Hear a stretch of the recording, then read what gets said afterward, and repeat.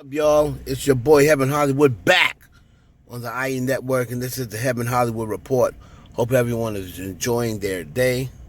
I'm outside doing this one, enjoying the weather, man. So let's get to it.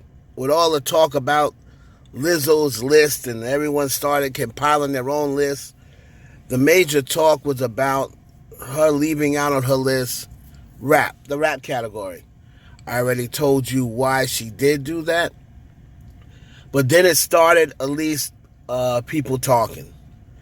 And I don't go by, fans' list because everyone's going to have their own list because they all have their own fave.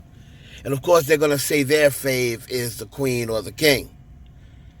But I like to go on who does the industry think? That to me is the important, because the people in the industry, when I say who does the industry think, I mean the people who've been here through all 4 generations of rap. So when we ask the question, who is the king and queen of rap?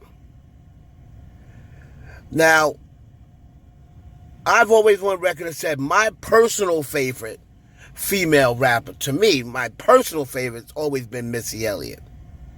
But that doesn't necessarily mean that Missy Elliott is the queen of rap. Now, well, the queen of hip-hop, if you want to say. Now, a lot of people have said Missy Elliott in the past. A lot of people have said it's Lil' Kim.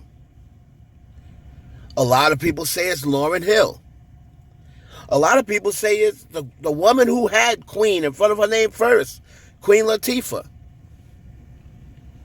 I've heard a couple of people say it's MC Lyte. I've even heard some people say it's Foxy Brown. And of course, there's been people who said it's Nicki Minaj. Personally, when I, spoke to the people I spoke to, and when you talk about the industry, I'm talking about the people who have heard all of the rappers. Not just someone who's heard someone 20 years old who's heard a few people. And when you talk about the queen and the king, when you talk about the queen, you have to talk about everything. Lyrics, versatility, flow, hits, durability, meaning the length, the time they've been around, classics, and of course, impact on hip-hop. And people don't like to do it, but you have to. Numbers. All of that. That is what the industry looks at when they talk about the king and queen of hip-hop and rap, and pretty much the king or queen of any of the genres. I've been in these meetings. I've been around these people. I talk to these people all the time. Trust me, that is how they judge. Now, Missy Elliott, to me, her creativity, her influence on the rap video, I mean, she took the rap video to another level. And her lyrics were, above average. Missy was better lyrically than a lot of people thought. We know about Lil' Kim. She really was the first one to add that R-rated, X-rated thing and she's a big trendsetter. As far as fashion goes, Kim was the fashion trendsetter. We all know Queen Latifah was really the first female rapper to transition into movies, into Hollywood. She showed the female rapper that it doesn't have to stop here.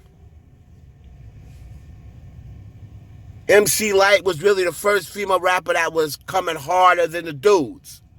And some of the dudes. Lauryn Hill took female rap to a different level and said you can actually rap and sing. You can actually be both and be lyrical. But at the end of the day, after I judge all of those things and I spoke to the people I spoke to, as much as they hate to admit it, and they did, a lot of people said that they'll never say this publicly, but they do feel as though Nicki Minaj is the queen of rap when it's all said and done. And I did as well. Like I said, my favorite is Missy, but if I had to pick one, I'd say that Nicki Minaj is the queen and they also agreed. However, they do not love Nicki's personality, so that's why they give her such a hard time. Plus, she's up there in age, and you know how the industry is. Once you reach a certain age, especially black females, once you reach a certain age, they try to get you up out of there. So that, unfortunately, is something Nicki can't change, is her age. As far as the king of rap goes,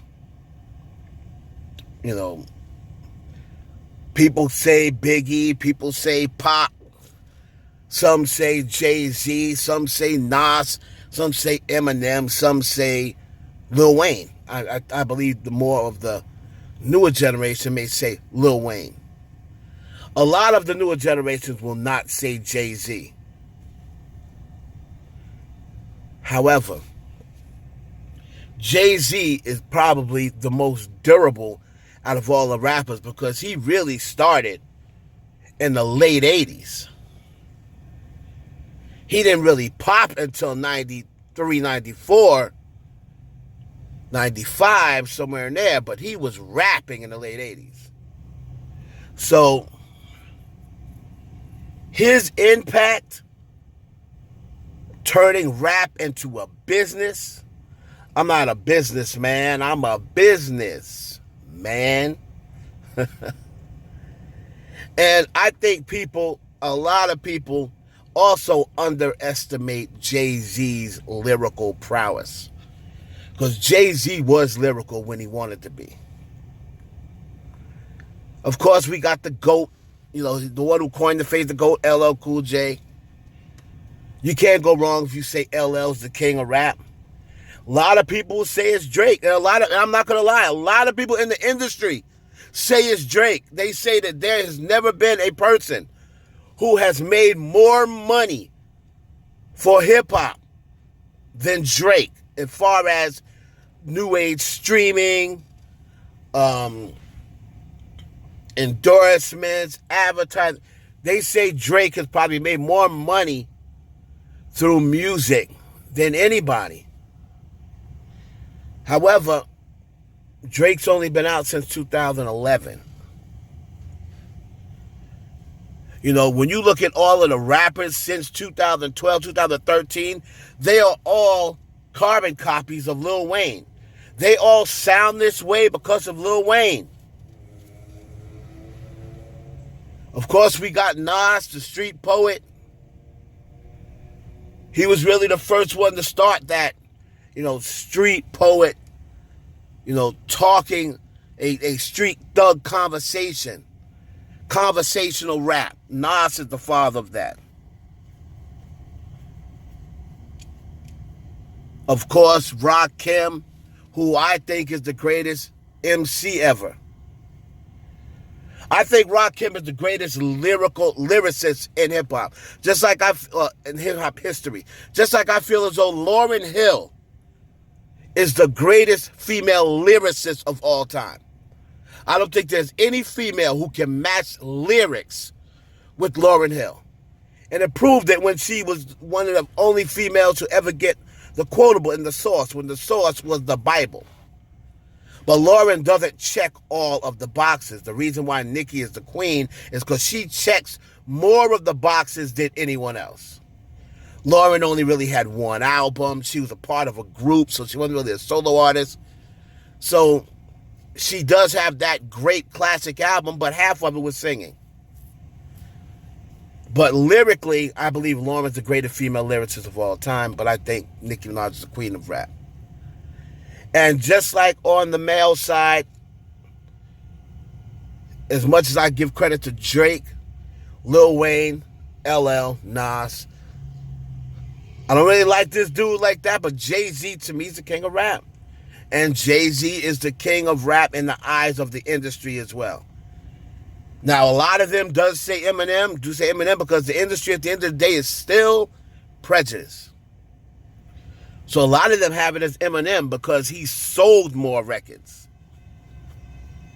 He sold more records than any other rapper.